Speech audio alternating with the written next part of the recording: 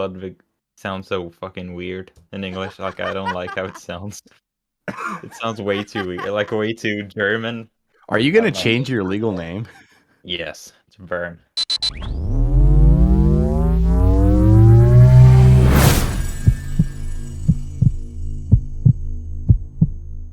Hello and welcome. I'm Noah of the channel TravellingHalo, and I'm joined by my friends Alyx G, Neo Te Aika, and Wernissage, brought together by our shared love of Halo. But do not let that fool you, for we will try, and likely fail, to talk about anything but Halo, because this is not a Halo podcast. How we doing, friends?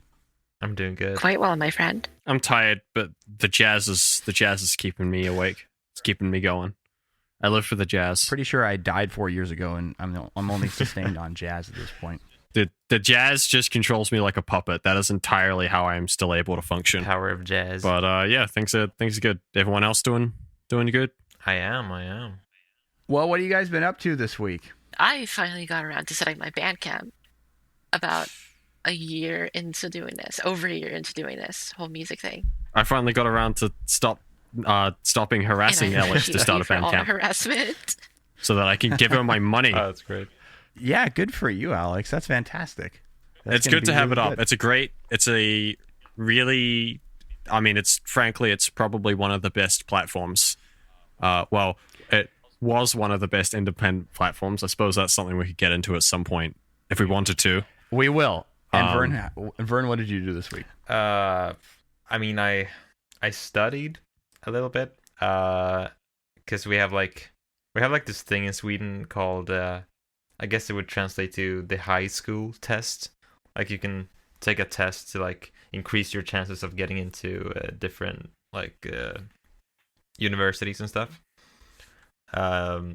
So I'm gonna do that in a couple of days. So I've been studying some math and some Swedish and some English, but I haven't been studying enough. Instead, I've been playing some Modern Warfare because I don't know. I'm not playing much Halo right now. I'm mostly just playing Call of Duty. You and everybody else. I haven't played a lick of Halo. Yep. What was that? I have not played a lick of Yeah, Halo. no. Neo, what did you say? Oh, I just said yeah, us and everybody else. Yeah, Yeah. exactly. Hey, so about Bandcamp. Epic Games bought Bandcamp. Yeah, I heard about that. That's part of why I signed up. That's wild. So, instant reaction on my part was, oh God, there goes that. There goes the last bastion for independent artists that, Right. compared to But now- streaming services, Go ahead. a transaction on Bandcamp can be more than tenfold what a streaming service, even what tens or hundreds of streaming service plays can mean for an artist.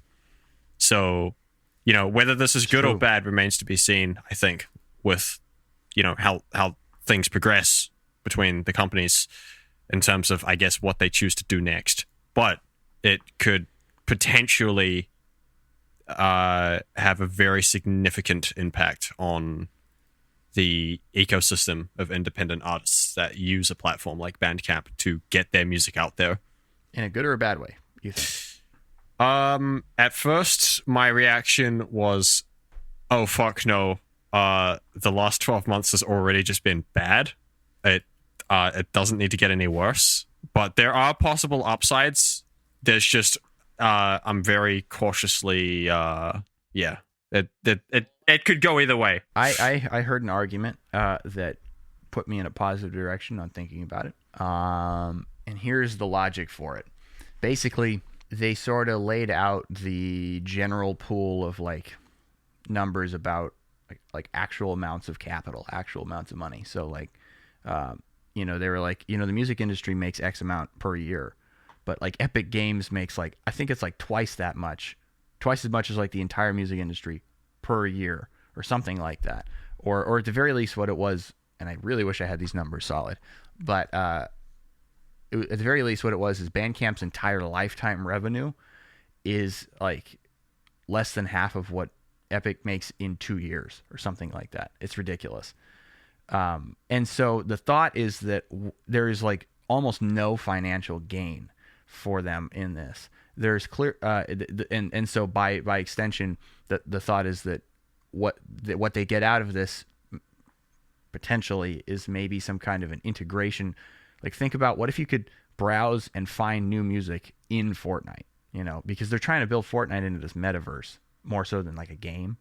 And what if you could actually access and listen to and search on Bandcamp essentially within Fortnite, which is a good thing, but it could be a good thing. I don't want to like say that as a universal. I feel like there's byproducts that we have not thought of yet that could happen from that. But the CEO was put out the classic CEO tweet and was very confident in saying Bandcamp will remain an artist first platform. We'll still have Bandcamp Fridays. There's a few other points of specificity about ways in which it would be the same. But these things can change year to year. Oh yeah. So I mean, ultimately, which the good thing is, Epic Games has a lot of money. Bandcamp is just getting money. That's great for what they want to do. I mean, they have always been an independent company, which means that, they've been great for, I guess, sort of the niche thing or whatever it is that they do. But this will, potentially give them access to more resources in the grand scheme of things like possibly, being able to actually connect artists to directly selling merch. Things like printing out vinyl records, in bulk numbers. They get more assets. I know the big one that I think some artists are worried about is with Tencent owning a majority. I don't know if it is majority, but I believe it's at least 40%. Tencent owning Epic Games to that degree. I've heard a bit of concern about if that's going to have any ill effects for the Chinese market in terms of not Chinese artists, but accessibility to people in Chinese regions, like still having full access to everything that is on the Bandcamp site or anything related to Bandcamp. Hopefully it's not anything like that. I don't think it will be, but the other thought that I heard is that it provides them the opportunity to expand internationally, which I guess they aren't already. Yeah. Or not as strongly, Bandcamp. So that would be that's a huge net positive. If it's something along those lines and it's as simple as that, we can only hope. But I can only imagine there's got to be other. I guess Epic also recently bought another streaming related company called Harmonix. I don't know what that is, but it has to do with music. And so there's clearly a move in a certain direction. I think there's strategy behind it. There absolutely is strategy. I don't think there's any incentive for them to destroy it and turn it into something it's not, I guess is what I think. I think the thing that people are worried about is it going to affect... I mean, everyone's already pretty comfortable with how it's always worked with Bandcamp, which is you get 80%? 85 maybe? 5% of your revenue. Okay. But then if you have Bandcamp Pro, you get 90%. Yeah. And then if you get a certain amount of activity, right, you get 95%. And then obviously Bandcamp Fridays are 100% minus, payment fees. Mm-hmm. And, everyone's been comfortable with that because it's been stable. It doesn't fluctuate or just change all the time like apparently it does with services like Spotify. Everyone's always had a very clear understanding and like knowing exactly where everything stands. The worry is that could potentially change in the future now that more companies are getting involved with things like, oh, what if, another company comes in and starts taking a split, or the split changes, or, anything like that. Definitely. It's just disturbing just how things have been for so long. I'm pretty sure Bandcamp's been around for like 12 years or longer. And I think it's always the revenue thing has always been this. I could be wrong because I haven't used it for like 12 years, but I think the revenue's always been the same. Well, that's great of them to have kept that up. I can only hope that that's a pillar on which they'll build as they expand, a pillar meaning they'll maintain that quality, that aspect. Streaming services are inherently a way different beast than game development studios. because it's a corporation that essentially runs off of user-generated content, which kind of leads me into a little bit of an idea I had about our favorite franchise. But before we get into my idea, let me set up the topic. Our favorite franchise, the H word, is in a little bit of a rough spot at the moment, which is great. This is a great podcast episode to talk about it, because happy number 7, everyone. Hopefully it actually winds up being 7. I think it will. I don't think we're cutting any previous episodes at this point. Halo's not doing so hot, is it? None of us are. You said the Oh word. shit! I mean, darn it! I mean, Fuck. Start crap. over. We got hello and welcome. I'm Noah of the channel. All right, well, you reintroduce. I'm going to run to the bathroom real quick. While I don't do what he suggested, and don't follow the bit, Halo is not doing so hot, and none of us are playing it because there's no content, and there's very little promise of content. However, there was a blog post that came out only days ago, maybe yesterday. No, 2 days ago. It was It Friday. might have been yesterday, right? It was Friday. Oh, okay. Yeah, I lost track of time. Blog post came out giving us some idea of what we'll see in season 2. Not even at the start of season 2. A lot of it is throughout season 2. Some new armor cores, 2 new maps. The hope was that there'd be more than 2, but 2 new maps.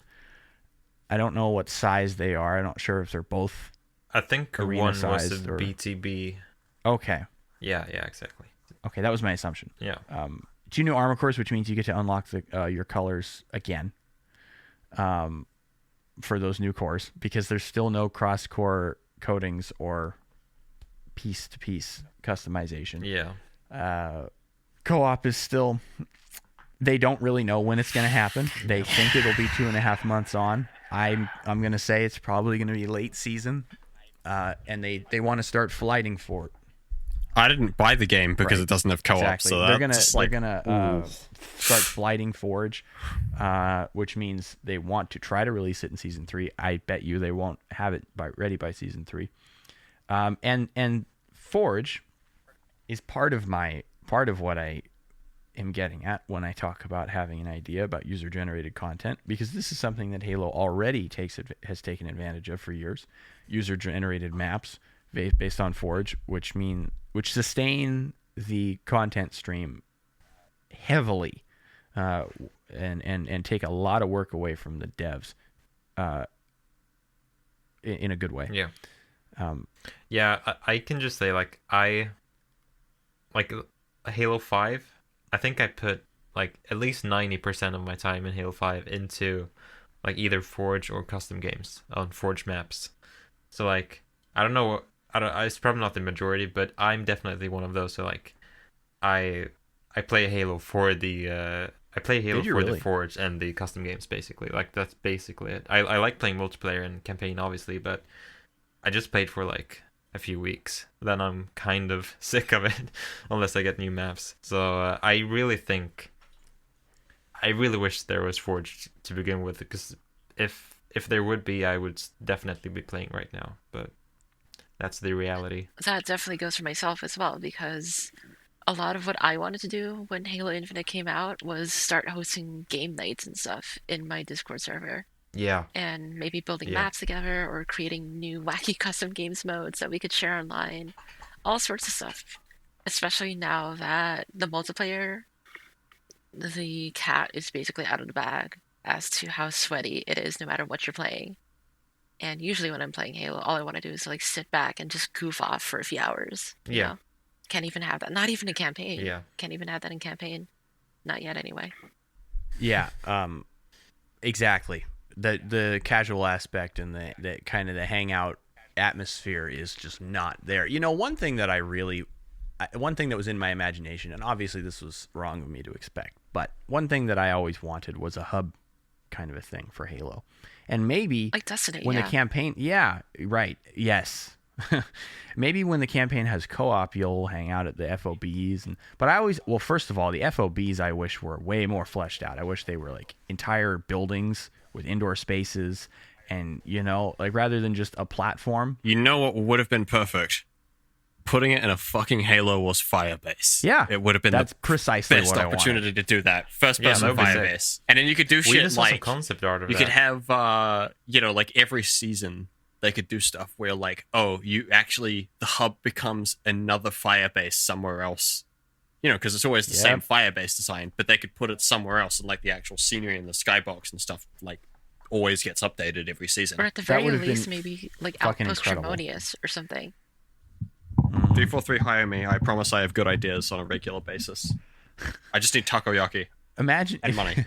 Imagine if you had like a large scale multiplayer hub, and you could take 4 friends and pick them and go out into the world, out of the base, into missions, and then you have a 4-player co-op structure, but you still have this large scale thing that you can come back to. And I want the open multiplayer hub that's like that concept art where there's like no enemies. You just go around like picking vegetables, playing Harvest Moon, and then just like carrying around ammo crates for your fellow Marines, and you just get to do that in co-op, just vibing. Oh yeah, literally just vibing That would with be the sick. rest of the Well, UNSC. yeah, just vibing. yeah. No, but seriously, we need more vibing. Yeah, just like, more vibing is the vibe thing that stuff. I'm missing from Halo Infinite.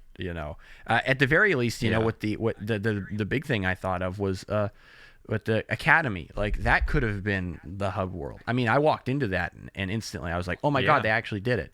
Well, I was wrong.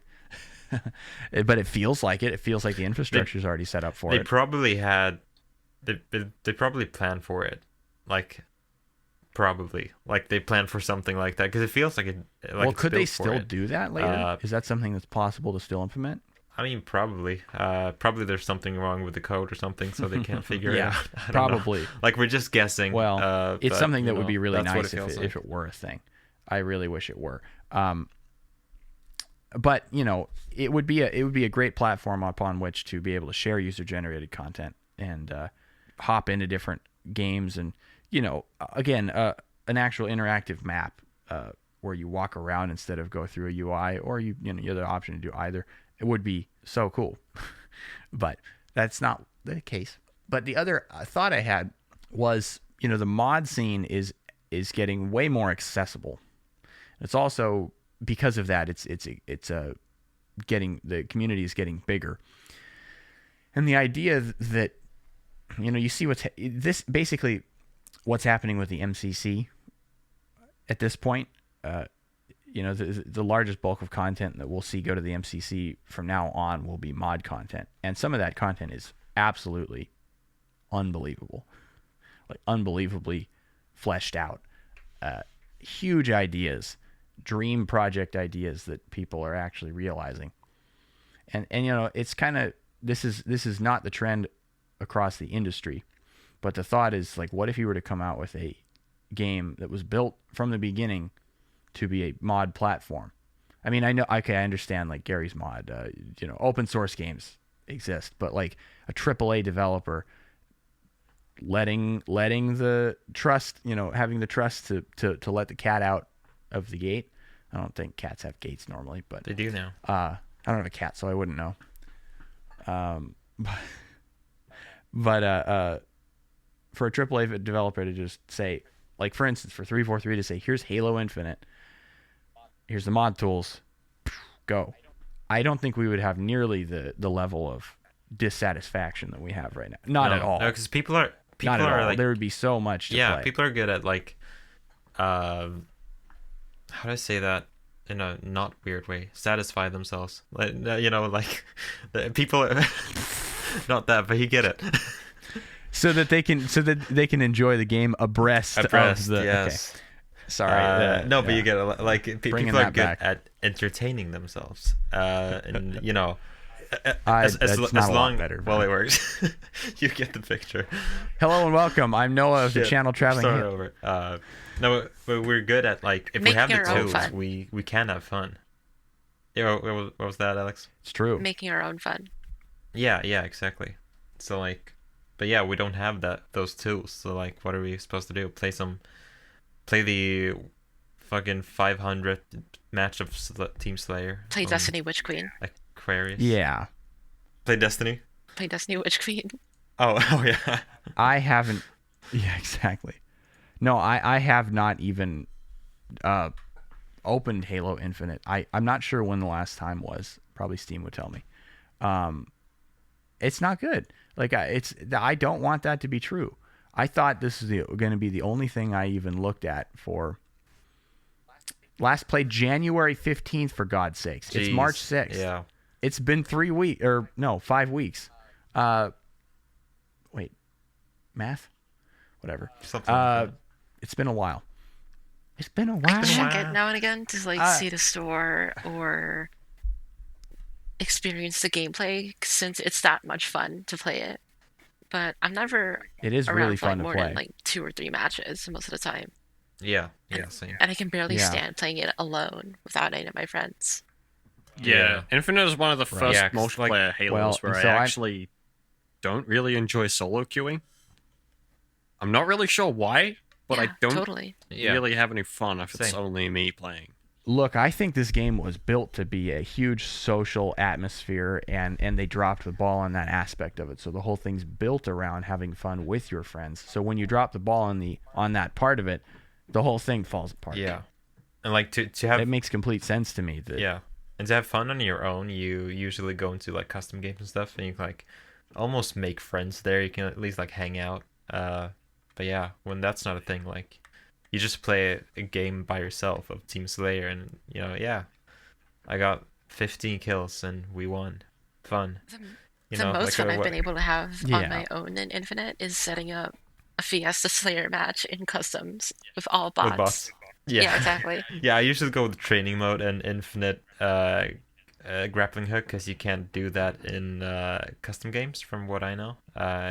If you want the unlimited grappling hook, so that's how I have fun. Training mode. So yeah, To my understanding, and I've never tried this, but apparently custom games don't work. yeah, I've They're heard very stuff broken. For Very some broken. reason, sometimes you'll change options and they just don't actually change.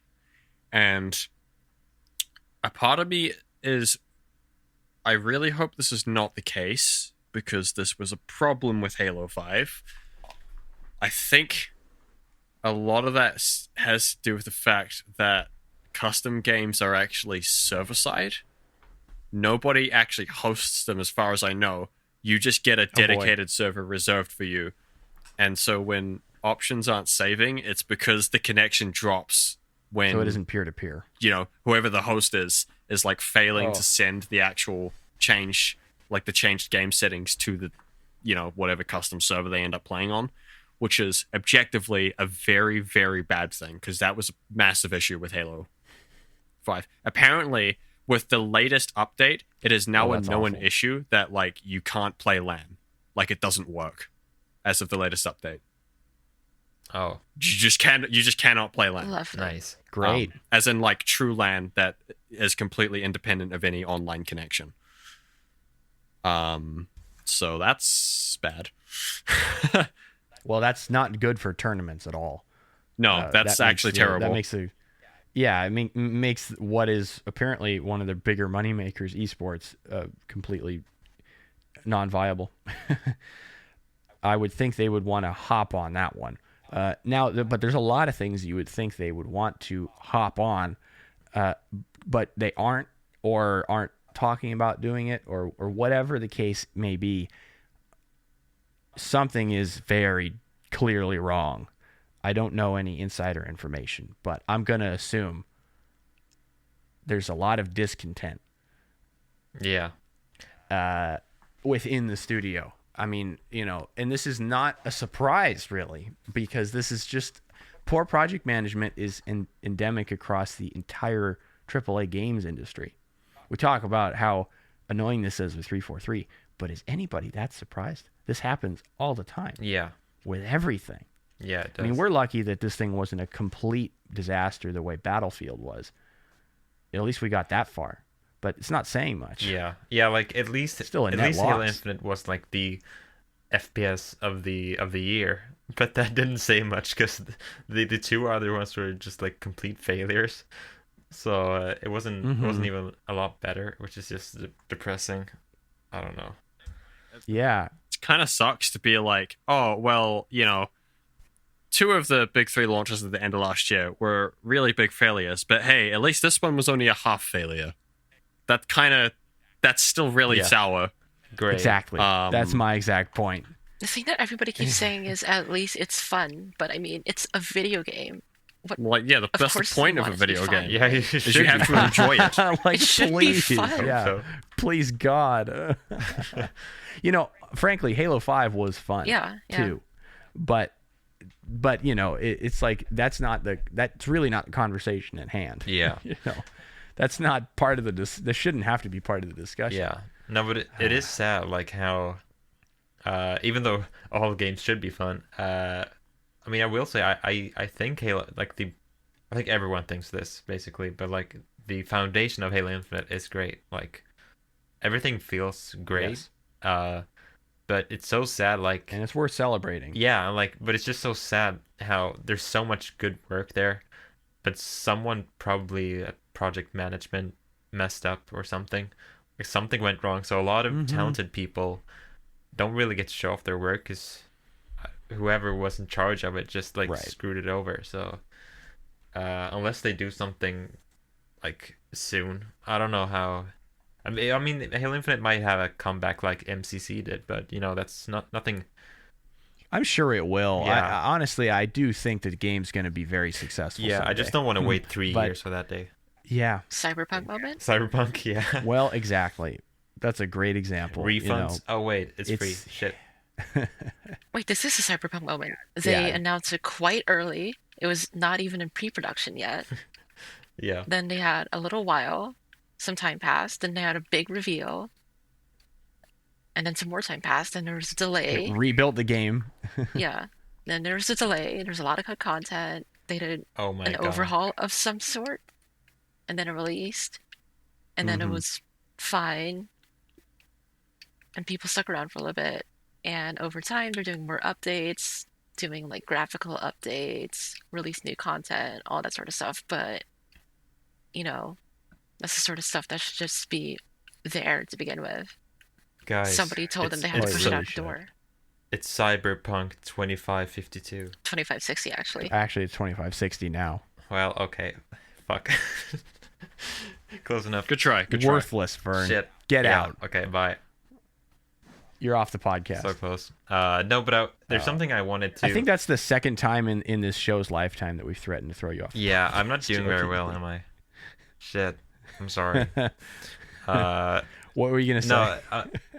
No, when we're talking about like the like how successful Halo Infinite is or how it's not successful, just it's something I've been thinking about for a while. Like when we think of like let's say Call of Duty, those games, like, yeah, they last for a year, but they're built for that. But at least they last for a year. Yeah. Most of the time. But the difference there is Call of Duty is obviously based on, you making your loadout with weapons that you level up, and you level up to achieve to unlock these weapons and stuff. And I've just thought about it more and more, and like I mean, you should play games because it's fun, but that always brings me back to Call of Duty more than Halo does, because with Halo it's only like how your Spartan looks. That's basically all you can unlock, because we obviously want Halo to stay Halo, but that also means like Call of Duty is, ironically enough, Call of Duty is built for 1 year while Halo Infinite is built for 10 years. Doesn't feel like it. But hey, Call of Duty kind of has like more players for a longer time, because they can does. It's unlock because stuff. people are more than just having fun. They're invested into the Yeah, game. they're invested, which I am too. Honestly, I played some Modern Warfare today, and it's still fun because I can unlock new stuff and new attachments. While it's just sad, like Halo Infinite, what do? I can unlock like a new helmet attachment. Well, I guess I have to buy it or something. So yeah, I should play it because it's fun, but nothing is pushing me to have fun. Like, it's not like I go to Call of Duty like, oh, I'm gonna have some fun in Call of Duty. I basically go, I'm gonna unlock the FAL in Call of Duty, and then I do that, and I'm having fun. But I think I'm doing it because I want to unlock stuff. But in the process of doing that, I'm having fun. While Halo Infinite is like, I'm playing because it's fun, which is fun, but I'm not going to play it for that long. I've been But you don't have rambling for a goalposts to while work now. towards. But yeah, that's my thoughts. I don't know. You're saying you have like goalposts to work towards. Yeah, like games like Call of Duty bring me back, while Halo Infinite, like, it brings me back because I love the franchise, but I don't want to play a bunch of multiplayer because I don't really get anything out of it, especially not when I'm not having fun. Well, and that's the whole idea behind these more modern multiplayer games. Is the point is you're supposed to, with the seasons thing and all that, you're supposed to have a whole litany and list of content to unlock that's interesting to unlock, and that's supposed to be like the baseline fundamental structure of the thing. That's how it's supposed to run. That should be level 1, and then up there from there you do other things. You know, Call of Duty seems to have a bit of an advantage in the sense that it's iterative more than it is. There's more iteration than there is innovation on that, whereas Halo's expected to have, I mean, as much as people like it to be familiar and all this, on an actual like game level, none of the Halos look similar between releases. So there's actually a decently high level of innovation happening on, you know, that's expected on every Halo release. And so it doesn't have the advantage. That's probably why Call of Duty is able to make a new plus they rotate studios, right? Yeah. So I mean, each studio is actually spending 3 years, aren't they? Yeah, and I think I don't think there's going to be a Call of Duty in Next year's just going to be Warzone 2. I'm pretty sure. Yeah, exactly. So they're skipping a year now. I think that's the trend going forward. Oh, maybe. Wow! Yeah, thank God. Finally, Jesus. Could you Christ. imagine? Could you imagine what it's going to be like? Maybe they're actually going to be good out. Well, one could hope. One could hope. Maybe that's all it would. Maybe that's all it takes. You know. Yeah. Was to just put them on a 2-year release cycle, and all of a sudden, you know, wow, that's a thought. Yeah. Interesting. Yeah, no, but it just got me thinking, like, why should we go back to Halo and play it nonstop when? There's nothing there to. Yeah, to like bring I you do back. it for Forge, but not. I don't think everyone likes Forge or custom games. Like, what do they do? Like, I understand. I don't really see the plan for 10 years of Halo Infinite, how they're gonna keep it Well, up. I'll tell you, I am not a very creative person. That sounds really stupid for me to say. But, I don't. Forge is tough for me because I don't ever have any ideas to bring to the table, because you have to bring your creativity to the table. And so I've never spent a lot of time in Forge doing anything substantive. That is, you know, other than just messing around. When I go into Forge, it's because I want to spawn a Wraith in, and then I want to spawn in a, you know, Banshee on top of the Wraith and figure out, you know, what it takes, and to you know, like see if I can fly a Banshee on top of my Wraith or whatever, you know what I'm saying? It's so, you know what I'm saying? Yeah. So from my perspective, you know, coming from the perspective of someone who is not as big on Forge, I love the idea of it. I really love it, and I play a lot of Forge generated content. What the thing I used to do in Reach was to go into the browser where you could find people's maps and stuff, and I download that and go, oh, this is cool. You know, I love that. That was hugely self-sustaining, especially in the second, third, and fourth year of the game's life cycle. Even after 4 came out, I would go back to Reach to experience those things. So, which is 4 only came out 2 years after Reach. So I can speak to the fact that it's massively, even for someone who doesn't actually make Forge content or use the Forge, my interest in continuing to play the game is definitely based in a lot of that custom content. This is why I want to get into figuring out how to download mods and being good at that, because or, you know, having a good flow on that and not having it be a big roadblock for me, you know, because right now it seems like a huge barrier to entry to get into downloading modded content. And I don't want, you know, I want to just break that barrier down now so that I can just start experiencing some of that world, because I'd probably be playing Halo all the time if I was sitting, oh, you know, I'm done with work, I'm going to go in and browse Nexus, and that looks cool, download that, have a good time. You know, I could probably do that for years. And that's what they need to give us with Infinite, frankly. Yeah, like if not I Forge, don't think they're gonna. If not Forge, then at least mods or something. I know. I feel like they'll probably be doing Forge before that. Yeah. But, I think about this, and I think, like, man, I was perfectly happy to play Reach for what seemed like 5 years. Well, I think back, and Halo 4 did come out only 2 years after Reach did. And I think, time travels a lot slower when you're younger. And so, in a certain way.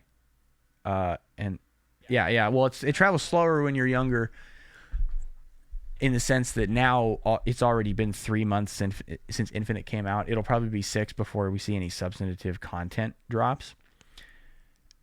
And it could be more than that before we see some of the things we really want to see in it. It could be a year. And I think, like, about the fact that first year is the hotbed. That's when the game is supposed to really exist. They're really extending the life cycles of games, like, in a bad way. They're really making us wait for stuff with games now, where the game is actually to be enjoyed years on. It seems like that's the intention. Yeah, I'm sure it's not the intention, but it's the result. It's what winds up happening, which is probably not a good thing. I feel like a game should come out and that first year should be the best time for that game. It shouldn't be 4 years out. Yeah, like I feel like it shouldn't have to take 7 goddamn years to make a game. Yeah. I'm not in game development, and I don't mean to disparage on anyone who's working on games, but this is not really a mark on the people who are actually writing the code and making the art assets or whatever. It's definitely a project management issue. Well, if it makes you feel any better, this year I'll have been working on Xenotune for 6 years. But you are alone. You don't have 150, 350, 500, 1,000 people. That is fair. That's a good point. That is a great point. The whole point of good project management is to take advantage of a fucking 1,000-person workforce.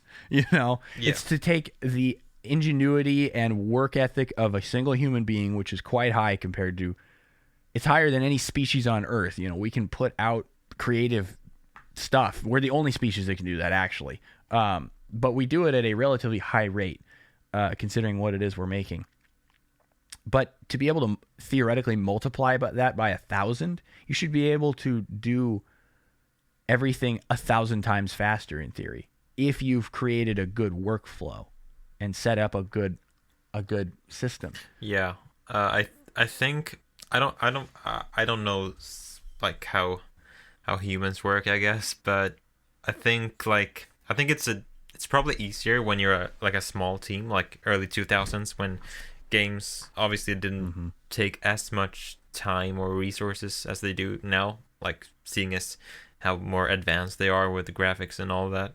I think it was probably easier back then, because it wasn't as big of a thing, so Microsoft probably didn't care as much. They probably put a lot of faith into the developers, and I think, at least. But now I imagine it's a lot more could go wrong, so you really need, like, good leadership, and you really need to have good communication with your publisher, and they have to trust you, which I don't think everyone does today. I think since it's so much more business focused today, and, like, how they're gonna make money off of it, I'm pretty sure that takes up some time and all that. But yeah, I just think I think I understand why it takes more time today, but it just sucks. But with good leadership, it does have to do directly with the fact that, the games are bigger. Yeah, games got bigger, and also the ambitions for it financially got bigger. Yeah, I think that's the linchpin of the issue. Is that that corporate interest, that corporate greed. I think that's the long and the short of it. Yeah, definitely. It sucks. Sucks a lot. I hate bitching. I hate being negative. But the fact of the matter is, I think it's good to expect better. Yeah, and as long as you don't harass anyone, I think it's okay to just complain, so the people that are working on it, like, see, like, oh, okay, we really should do something about this. Like, it's worth, as long as you're not, like, toxic, it's obviously okay to complain about something being handled poorly, because someone probably has the power at Microsoft to fix some of it. I hope. Yeah, absolutely. And people take it out on the community managers. They'll take it out on the map designer who happens to be on Twitter. They'll do all these things, and I think that's what Phil Spencer's talking about when he goes out and says, I want people to be more humane towards game developers. But I really think that's really quite big of somebody in an executive position like that to talk about, talk like that, because it's their responsibility to not put those people in that position in the first place. That's true. And so for them to go, well, we have we have a beautiful working philosophy here at Microsoft where we really, enforce a good work-life balance, and then they don't actually follow through on that, and then they get mad at the fans for getting mad at the devs. It's like they shouldn't have had to get mad at the devs if you had actually given them that appropriate work-life balance in the first place. And it results in all kinds of really nasty, weird things. Like, I really was put off by the situation with Postums on Twitter the other day, where he responded to one of those Halo Wars community members. Yeah. And brought his personal life into the issue. And it's just like, dude, we all have to go to work every day and do what we do for whatever it is we do for money. And we have to keep our personal life out of the issue. Yeah. Every one of us is affected by world events. We'll put it that way. Yeah. And frankly, if you live in America, you're really not even that affected by it. You're only, at the very least, you're affected equally to all other Americans. Yeah. So it's just that really put me off. Yeah, and what really bothered me too, I really thought that was poorly handled, poorly written by him. But what really made me disappointed was the response. Obviously you should react to that. But people were saying some nasty shit. Well, you shouldn't take it out on. No, because on obviously, him probably. I also had a shit day that day. Obviously because of the war. The news. But yeah, the news. But some personal stuff too, and that day kind of sucked. But I understand why he reacted that way, because he was probably stressed. We're all human. We obviously make mistakes. But then people kind of threaten his life and just says he doesn't know how to handle this. He should be fired. Well, they don't know shit. Well, the thing that we probably don't realize is half the people we're dealing with on Twitter usually are probably 12. Yeah, exactly. And I remember what it was like to be around a lot of 12-year-olds in middle school. They're horrible people. They are. They're horrible people. Really quite bad. And there are adults who grow up to continue to be like that, and that's very true. But I think I think we really have to stop and remember that sometimes when we see something that we don't like on Twitter. It's this is probably a child, and we probably should just ignore it, because children will just keep doing whatever it is that they get, whatever gets a response. Yeah, and Twitter isn't really the place to solve issues. People don't go there to learn stuff. No. They go there to vent. Yeah. Yeah, absolutely, exactly. I mean, but it is a good place to get attention, especially when you say something contentious. I mean, the system's built for that. It just encourages it. It's no surprise. And so for those, poor community managers, their job is to have to sit on that thing when there's nothing happening content-wise. It was pointed out that they pretty much went silent after that happened, more than likely because they were instructed to do so. They probably were told, you know what, until we have something to tell people about, just hands off, because it's only going to just be a cesspool for you to work in. And I think that's definitely on the management to figure out how to avoid that. The fundamental way to avoid that is to not have a game that sucks, or a game support that sucks. That's the first step. But if you have failed at that point, there are lots of things to account for after that you can still make up ground for the sake of your employees in their work-life balance, as long as you put the right steps in place to account for that. Yeah. If that makes any sense. I am blabbering myself now, but that made no sense. I don't get it. Explain it again. One more time. At some point, we really ought to have somebody on who we maybe disagree with, having Oh. some actual heated debate or disagree. People would rather listen to disagreement than agreement. Oh, yeah. One of the pillars of writing good dialogue that I recently was given was don't have your characters agreeing. It's so boring. Oh yeah. You should have conflict or minor conflict or major conflict, whatever it is. There needs to be the highest amount of drama that you can inject. That makes for interesting dialogue. Dialogue where the characters are just agreeing is really boring. Okay, guys. So where do you stand politically? Whoa, okay. I don't think we're going that far. Wow. Okay, we're just going into the deep end. I There love we it. go. There we go. Now it's fun. Right Oh answer. my goodness. I'll stand with whoever pays me the most. No, we should find so something that funny. not that, but something we don't really agree on. That would be fun. We agree a lot Yeah. on this podcast. That's for sure. I know we all think very similarly, which is beautiful, Yeah. and that's why I love being friends with you all. Aw. But there's got to be things that we, at the very least, like I said, we can inject ourselves with a guest who sits on some opposite end of the plane.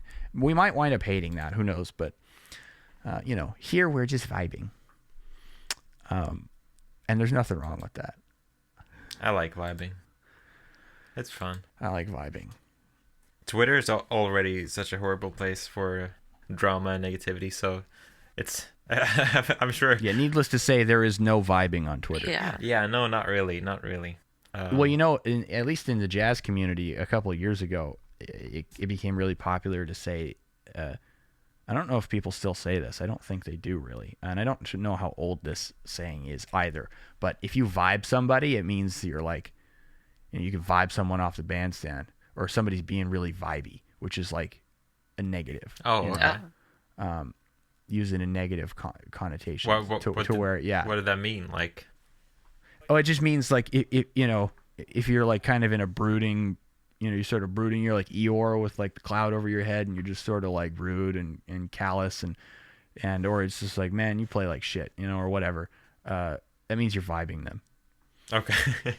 Interesting. Yeah, it's like, yeah, that was a big thing to say while I was in music college. Oh, Again, I okay. don't know if people still say that.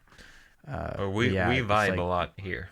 Well, hopefully in the good way. We vibe a lot. We don't vibe Actually, you each guys other. seem to vibe the fuck out of each other Yeah. a lot. Yeah, Specifically aren't- you, Noah. And actually, no, it's just you. Yeah, well, okay, we do soft vibe people. I do soft vibe people. I like to give people As long shit, as there's so consent. there is that. But it's all done in the name of love. Yeah. Like That's Neo, very- you look like Charlie Brown today. Oh, I genuinely don't even know how to respond to that. Neo's the target of my vibing a lot. It's really not fair. Oh. Let's see, what else can I say that's negative about you guys?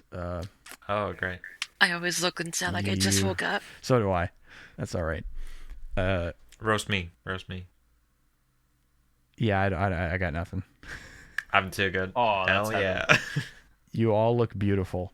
Oh, he couldn't do it. You're big QTs. I think I just arranged the Aw. nicest electric piano. Wow, that is a really nice electric piano patch, Neo. For reference for the listeners, just so that we don't have to cut this out necessarily. For reference for the listeners, Neo is messing with his MU1000 Yamaha synthesizer and having a great time, and he's been streaming it on Discord, and he's been going That's why I didn't bring it up. ham. Yeah, he's going. Yeah, I hope you guys He's- don't feel like you're being neglected because I'm playing piano, Exactly. but I just want you to know you're being neglected because I'm playing piano. Oh, thanks. Look, I'm Thanks. scoring the podcast live, okay? Look, that's fair, Stop all with right. the vibing. We can have Yeah, that's right. we can have That behavior we is can have some very live abreast. some ODST, but it's the 80s. Oh. I think we got into a good discussion about user-generated content and live service and fan expectations. And I just want to thank you, my friends, for being here. Not a Halo podcast is a creation of Pseudofusion Productions, free of any funding. If you'd like to support us, please share the podcast with someone you love. And please support the crew members on their respective platforms listed in the description. If you'd like to see us grow even further, you can support Pseudofusion on Patreon, where you can get ad-free audio versions of this show the Friday before release. Thank you all for your support. I'm Noah, and this is not a Halo podcast. Incredible. Bye. Bye. Bye. That was fucking incredible.